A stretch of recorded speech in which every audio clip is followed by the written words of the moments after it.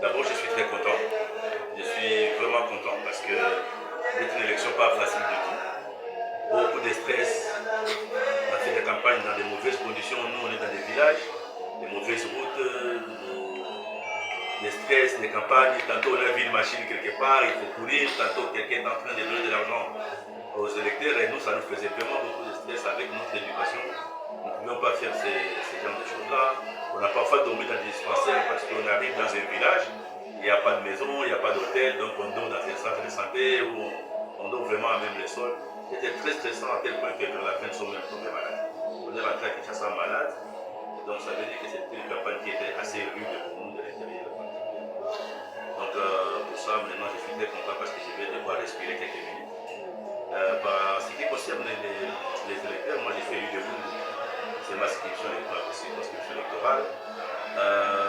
J'ai vraiment un message de remerciement envers la population de Congo. Je n'ai sorti aucun rond pour donner à un électeur. Je ne suis pas donné dans les histoires de rien du tout. Et même quand les gens de la CENI sont venus me voir pour prendre les malades épuisés, pour amener des machines dans les villages parce qu'ils n'avaient pas de véhicule, je leur ai dit impossible, ça ne peut pas marcher comme ça. Je préfère ne pas donner mon véhicule parce que moi je suis candidat. C'est malsain, c'est pas très fort. Bon, c'est quand même compris. Je suis très content et je remercie sincèrement la population de Congo. C'est une population qui m'aime beaucoup. Le nombre de fois que j'ai là, bon, je ne sais pas si c'est réellement ce que j'ai été mes enfants, j'ai pas été la série. Ma figure de 14 000 fois, c'est pas ça. Moi, je préfère dire sincèrement, j'ai eu 22 600 voix parce que j'ai des fiches dans mon sac là, je peux vous dire 22 600 voix, mais je crois que le plus important c'est d'avoir été élu. Je ne sais pas la gymnastique que la CENI a faite pour en arriver là-bas. Mais ce n'était pas très facile. Nous étions 229 candidats pour 4 sièges. Et donc imaginez 229 candidats. Pratiquement chaque famille de Congo avait son candidat. Et donc les voix étaient fortement éparpillées et tout ça. On n'a pas fait les records qu'on attendait. On voulait avoir les doubles du record qu'on avait en 2018. Mais ça s'est dessiné autrement. Nous acceptons ça malgré tout.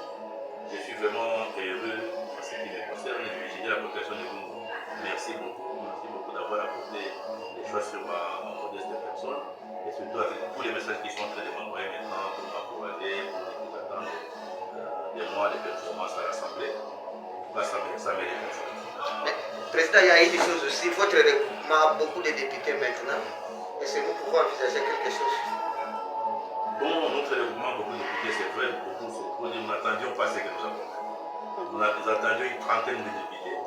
Malheureusement, il y a des collègues qui nous ont quittés en mi-chemin, comme on dit. Il y a le sénateur Mabaya pour nous qui était déçu, qui nous a quittés.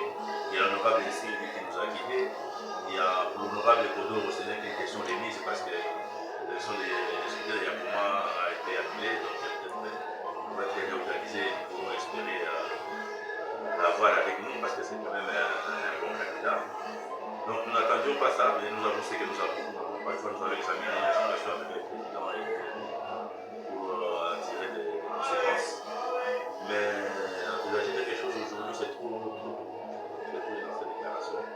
parce que nous appartenons à une famille politique qui s'appelle l'Union sacrée. Et je crois qu'il y aura des directives et des mesures qui vont être prises et qui vont être données pour que nous devions nous conformer. Pour le moment, je ne peux pas te dire. Un mot pour la CENI. Pour la série, je préfère commencer par une blague. Monsieur Katima a failli nous donner des ABC parce que c'était pas possible. Les 3, les 4, les 5, jusqu'au 10, au 12, rien ne venait. Et entre-temps, il ne disait absolument rien. Donc, on s'est fié aux réseaux sociaux.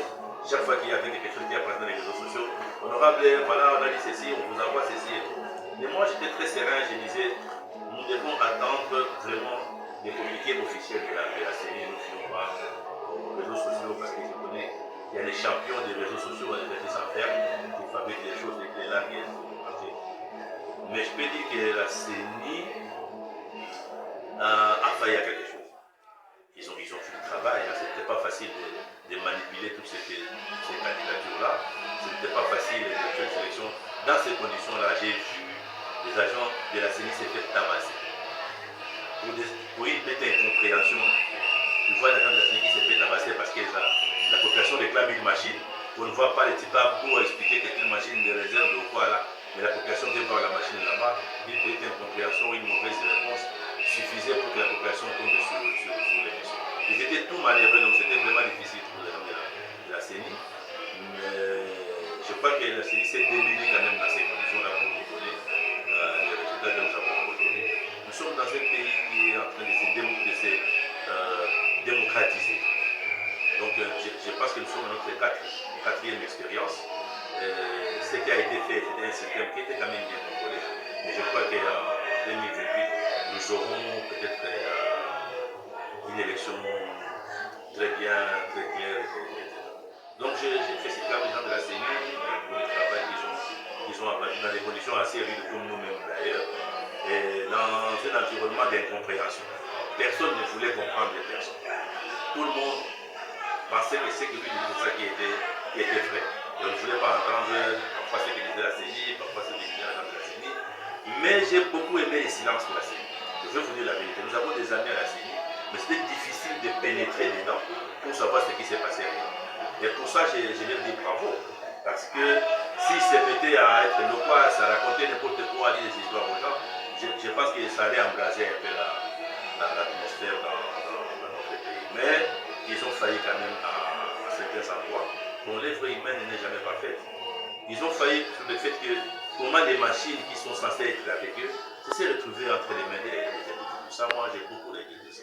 Et ça, ce n'est pas possible. J'espère que prochainement, les mesures vont être prises pour que ça ne se passe pas comme ça. Et si pour certains aspects des choses, nous sommes les élus, nous avons vu. Je pense que nous allons devoir corriger la loi électorale. En 2 ou 3 endroits où la loi a présenté des failles, je pense que nous allons nous y mettre, nous pousser à sorte que la loi puisse être retouchée pour que nous allions en 2022 aux élections vraiment apaisées pour la vie. Merci, président. Je vous remercie.